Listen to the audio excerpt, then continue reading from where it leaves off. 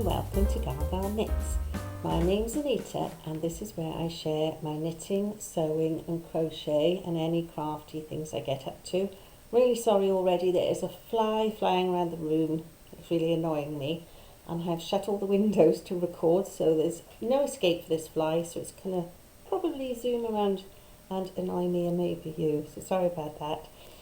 I can't believe we got to the end of June already. It's just going so quickly. We've had beautiful weather here in Wales, and June has just been marvellous. Really beautiful weather. I haven't done a huge amount of crafting because I've been out in the garden and we've been doing a lot with that, and we've had the boys over and just really enjoying the weather, going on lots of nice walks after work because it stays light for so long. Sorry, I jumped the camera then. But I have got some things to show you, of course, and I'm going to start this month's episode with some acquisitions because I've bought a pretty big one for me, which is a new sewing machine. Now, I have got a Janome sewing machine and it's quite a basic one. I've had it for several years when I first started learning to sew, and I do have an issue with the needle position. It could be in the centre or it could go across to the left, but it couldn't go across to the right, which did hinder me somewhat when I'm doing zips and certain things. And also I quite fancied having a digital sewing machine, so I have got an entry level digital sewing machine, and I'm just going to show you a few of the things I like on it. What I'm going to do is I'm going to use my phone and record at the same time as speaking to you, and then the video that I make with the phone I'm going to overlay. Hopefully this will work. So this is my new sewing machine, and it is a Janome M30A.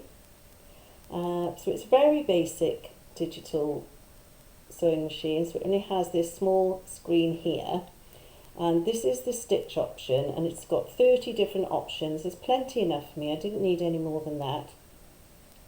And one is just straight stitch, and two, it will back stitch at the beginning for you, and then at the end when you press the reverse key it reverses automatically and finishes the stitching off there as well. And what I liked about it was, here's the needle down here, and I don't know if I can film it, but I shall try. If I change the mode, I can move the needle all the way to the right as well as all the way to the left, which is great. And I also like this function here, which is that I can leave the needle either in the, I'm trying to focus, in the down position or in the up position just by the touch of a button. And when I'm sewing,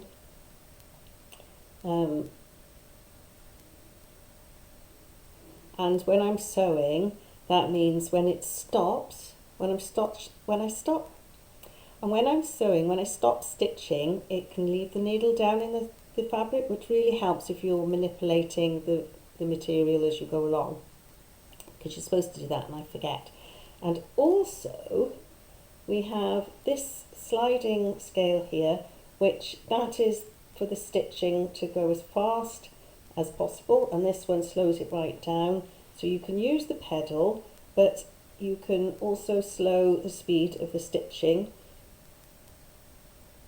which I really like because I tend to, the more I'm trying to stitch slowly, the faster it seems to go with my foot.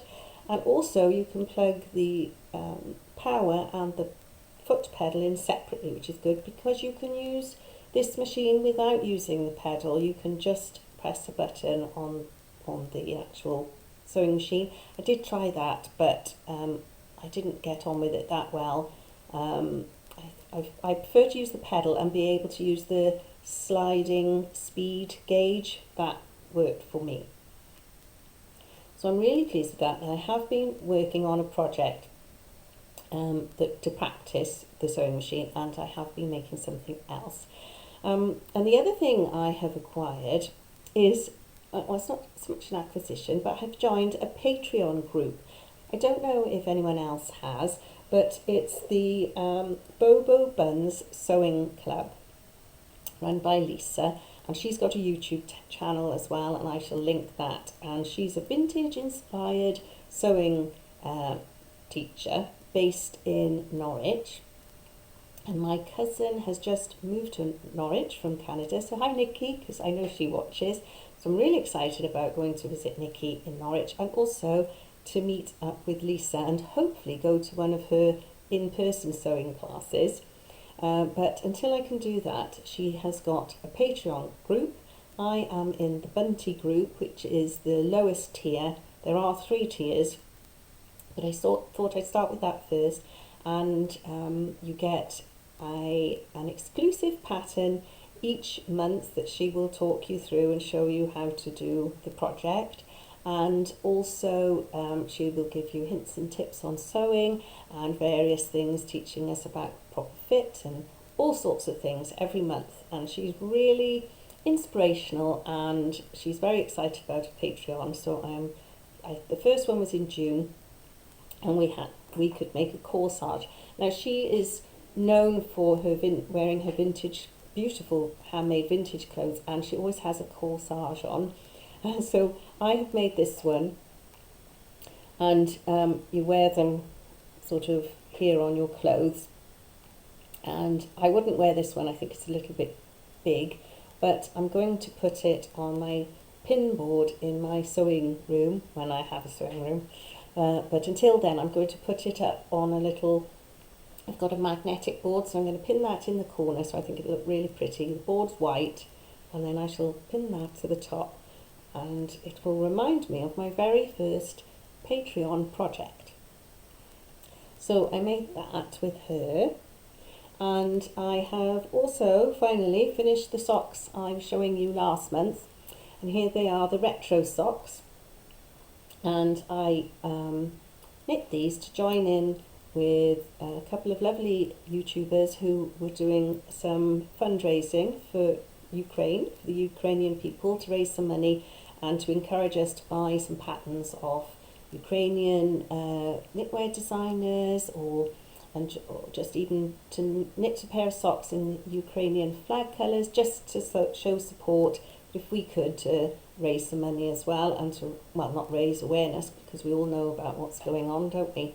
So I finished the 2. Now this was, like I said last time, my very first indie dyed yarn, and it's really beautiful. I've made another pair of socks with these.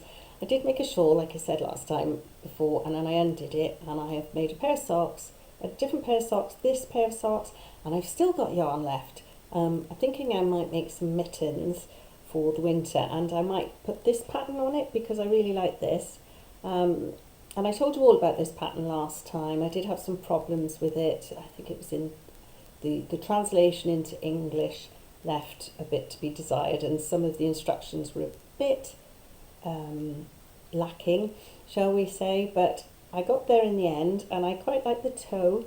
It's got like a deep ridge on either side, and it's a round toe, and the heel was quite nice, a little bit different, and thanks for the tip, well, thanks to the tip I had last time, and I didn't have to do the cables with a cable needle. I could watch a video on how to do it without. I managed to do these a lot quicker, and it was a lot more enjoyable as well. So I just did shorties for the summer, and they do fit, but even though they're for the summer, it is still way too hot to wear them at the moment, but they're all ready to go in my drawer. I haven't blocked them or anything, I've just put them on the sock block to show you, but I'm really pleased with those.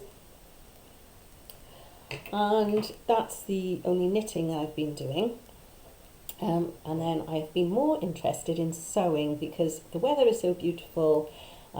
It seems wrong to knit and better to sew, although in saying that, you have to press sewing quite a lot in between all the different stages, and that gets quite hot work, but never mind.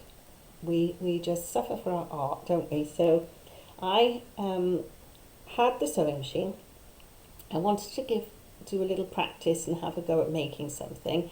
So I decided to make the Eucalyptus shorts by Mood Designs.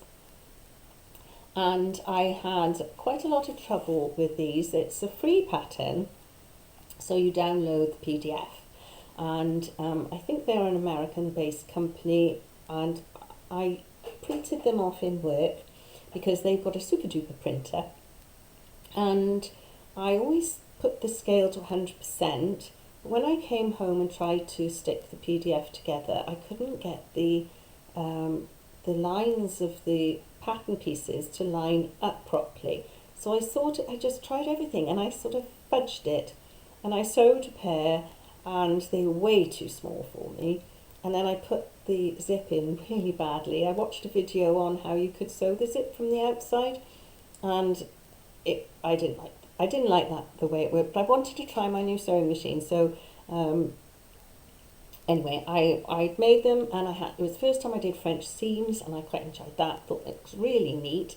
I used this fabric, which is just a very thin cotton fabric I had in my stash, to make the first pair. I don't actually have those. I gave them to a friend in work who's very slim, to see if she tried them on, if they did fit, because the pattern was a bit strange. And if they did, I would redo the zip for her, and she could just keep them just to wear around the house if she wanted to.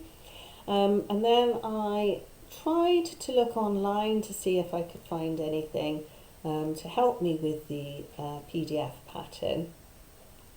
And there was a lady there who said to make sure the printer was set to 100%, which I did, and also put the paper size to US letter, which is 8.5 times 11, which I did that as well, and printed it off again. And when I tried to stick that together, I still had issues.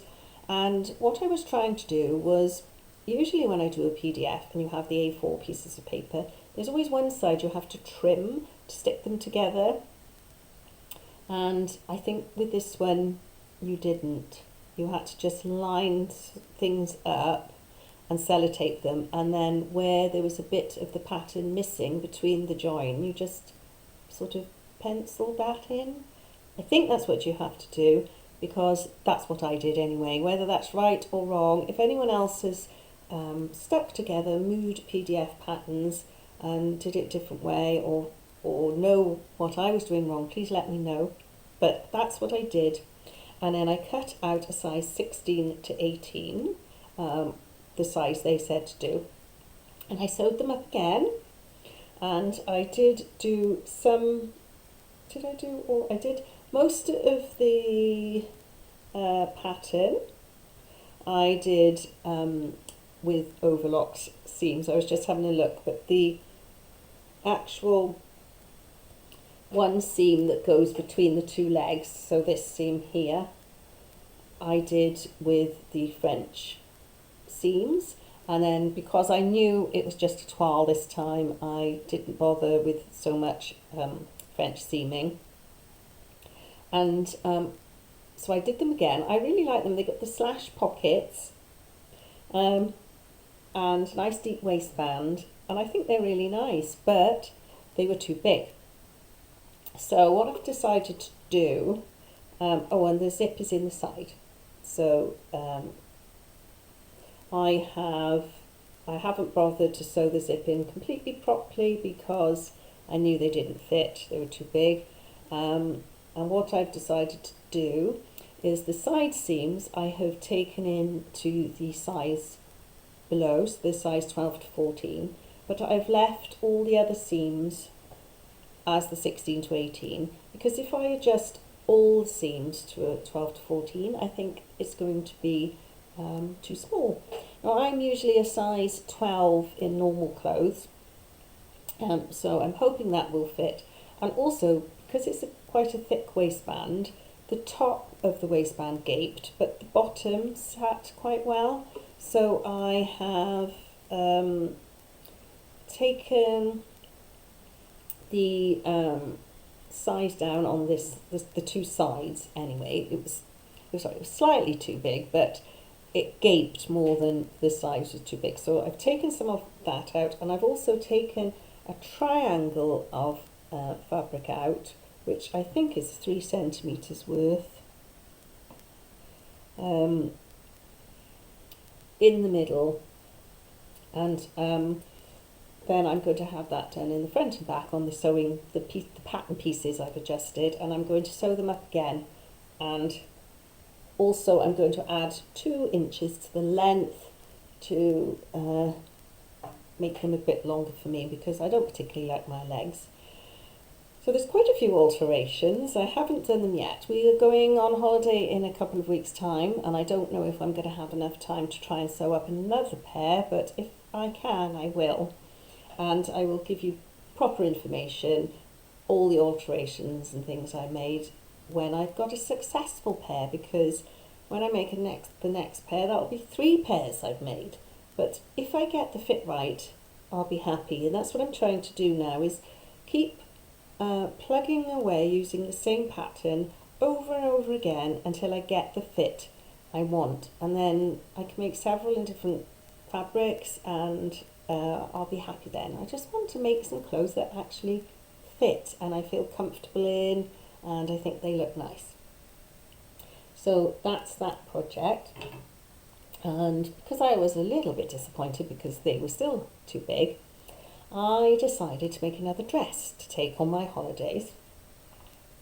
And I used this pattern, in keeping with using patterns again. Now I made a version of this dress when I showed you last time, and I made it in red gingham, and I didn't have the sleeves, so it was this version here, sorry.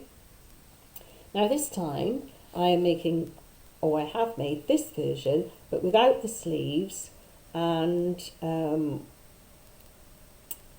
what else did I do differently? Oh, no, I think it was just without the sleeves, and I've used this pleated skirt because I had some fabric from Sew Over It that Jodie and Matthew bought me for my 50th birthday, which was 5 years ago, and I still haven't used it. And it's very special to me. They bought a pattern, a Sew Over It pattern. They chose it themselves, and then they thought they bought 3 meters of fabric to make the dress, the pattern they bought, but as it turned out, it was 1.5 meters because it was sold by the half meter, and they were quite shocked because it was very expensive. And I've never used it. I washed it, ironed it, put it away, and was too scared to use it. But in doing this option here with the pleats instead of all the gathers, I was able to get the dress out of 1.5 meters, and I even made the pockets. That was the thing I did differently. In this version you could put pockets. I cut the pocket pieces out, then I decided not to put them in. I know, shock horror, no pockets, just because it's quite a more, well, it's not fitted, but a narrower fit, and I'm a bit hippie and I didn't want the pockets to add bulk. So I've nearly finished it. I'll show you how far I've got.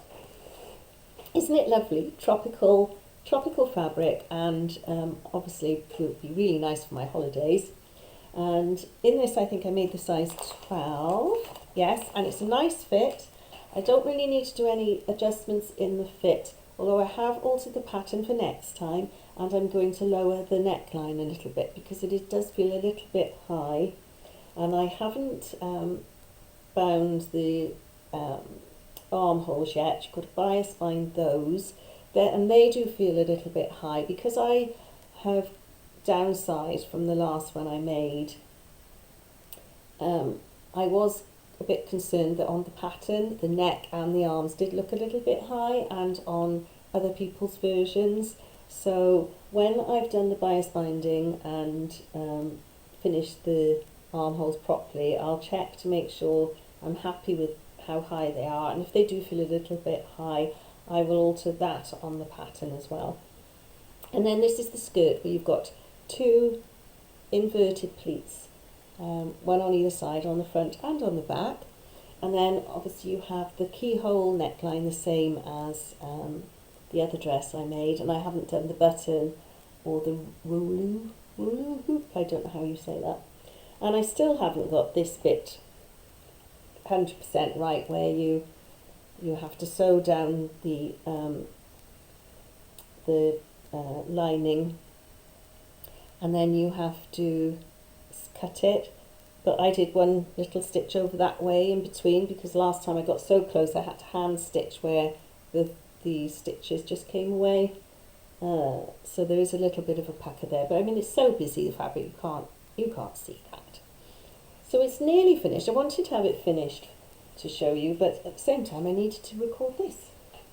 So that's my dress. I will hopefully finish that in this week. I'm just looking at my notes to make sure I've got everything. And one thing I wanted to say as well, when I did the socks for the make along, just in case you're not aware, like I'm not. Now, I've been on Instagram for several years, and my account is private.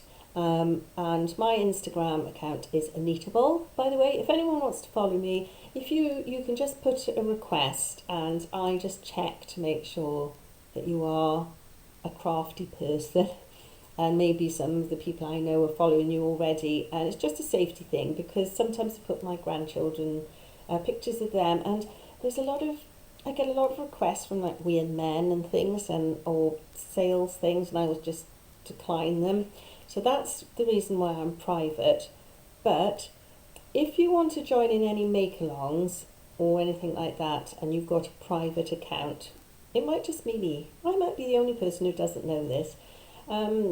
If you put a hashtag, if you put your picture, you say your little blurb about it, and you put some hashtags with, like for example, when I made the first one of these, it's here, it says hashtag Grace McCalls. So if I put that on Instagram, if I search for that, I can find lots of pictures of other people's makes. So I was doing that, and mine aren't showing because I've got a private account. It won't show on any of these hashtags. So when I did the Ukrainian sock along, I was putting that hashtag and adding mine. And then when I was looking through, I was thinking, well, why can't I find mine? I found everybody else's. But it was because my account is private. So there's no point me putting hashtags on the end of anything.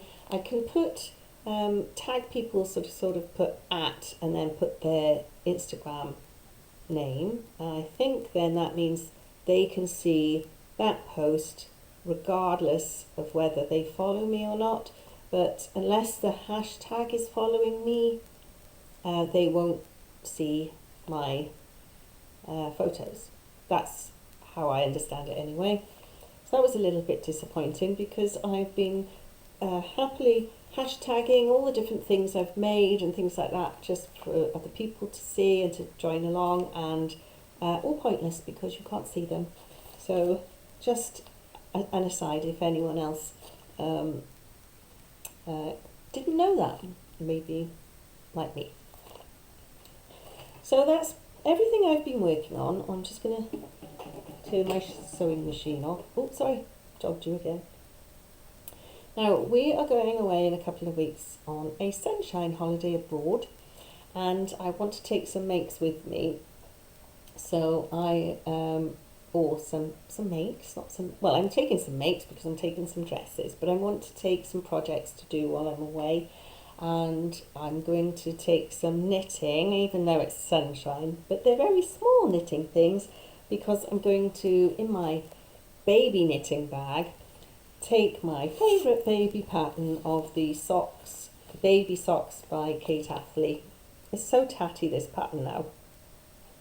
But yet another one of Jodie's friends is pregnant and expecting a baby, so I haven't started on any of the baby socks I was supposed to knit, and I think so there's 3 different mums now waiting for socks, and none of the babies are born yet. So I thought, actually, I can have a little sockathon while I'm away, because they're just dinky to knit, aren't they? It's not like heavy knitting in your lap or anything.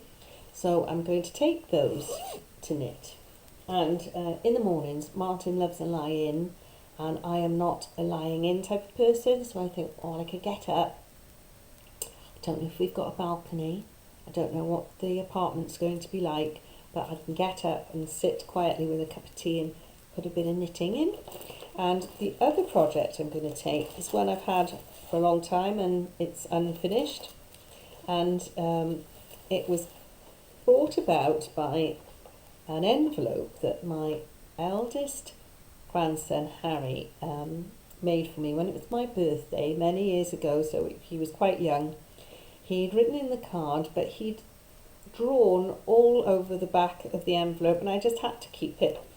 And it was all his family and my son, his Uncle Josh, isn't on there because he said he couldn't fit him in.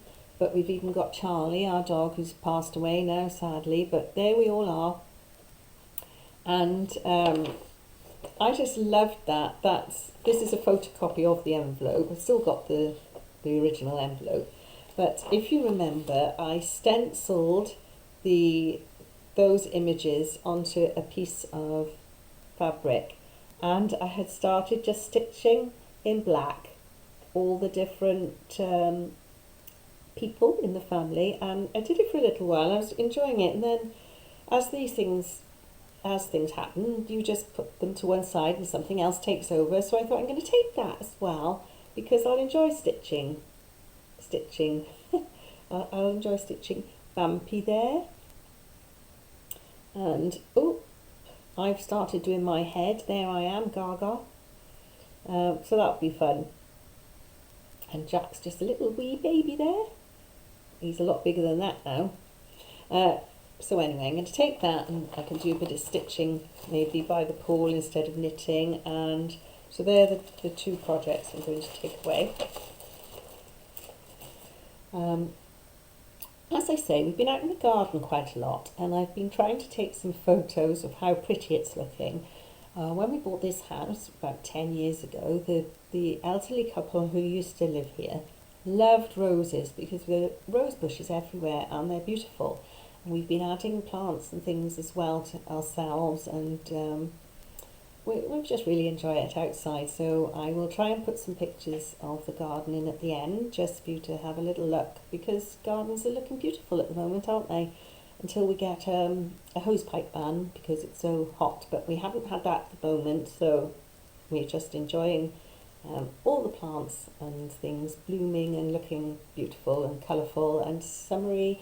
I just love the summer. I love getting up in the morning and the sun is shining. It just makes me happy all day. Even if I have to go to work, I'm happy because I come home in the sunshine and then we can go for a nice walk. We're lucky we live, we live in Wales. We've got mountains and hills and greenery and common land to walk on and rivers to cross. I just love the summer, as you can tell. Right, so I'll just check. I think that's everything. Yep, that's everything I've been up to. So I hope you've all had a nice month and I hope you all have a lovely July. If you're going away on holidays or if you're staying at home, you've got whatever projects you're planning to do, please leave me a comment. I'd love to hear from you all and see what you're all getting up to. And I shall see you all at the end of July. Have a nice summer. Bye.